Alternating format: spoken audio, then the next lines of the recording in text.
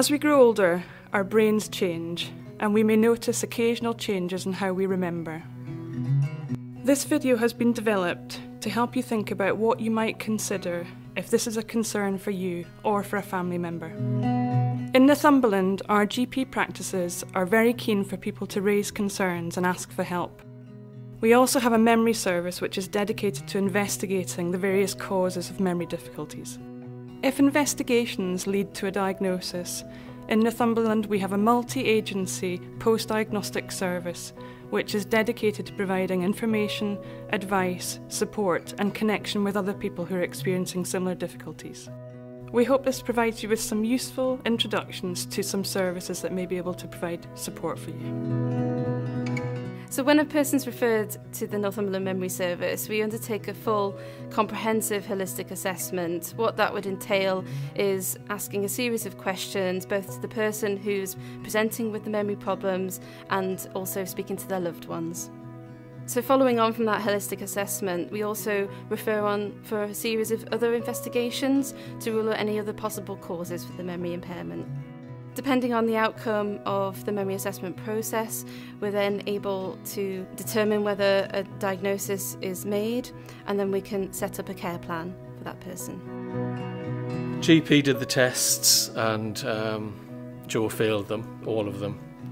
And what he said was, you need to have some scans, we need to send it to the memory clinic.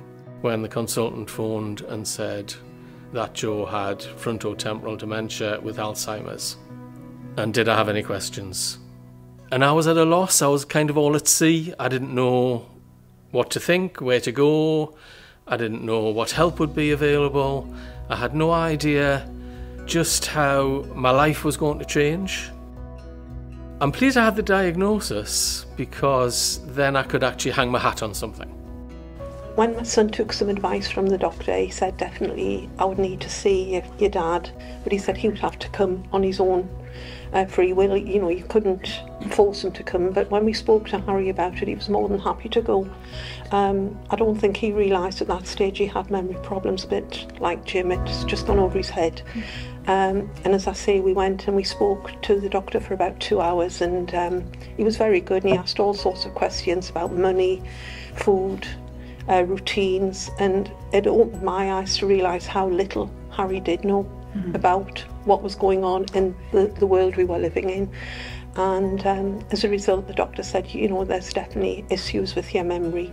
We need to perhaps go a little bit further. So he organised for a nurse to carry out an assessment and for a CT scan.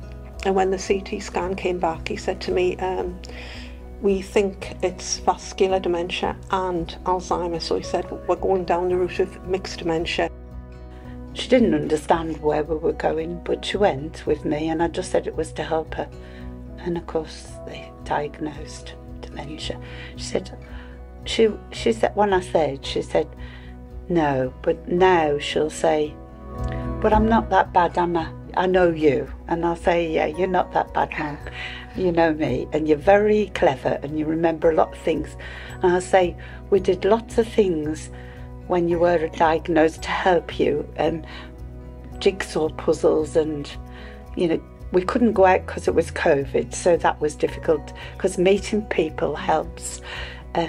But, you know, we do Sudoku puzzles and crossword puzzles, and we watched Countdown. Mum's good at things like this, so I did what I thought was right.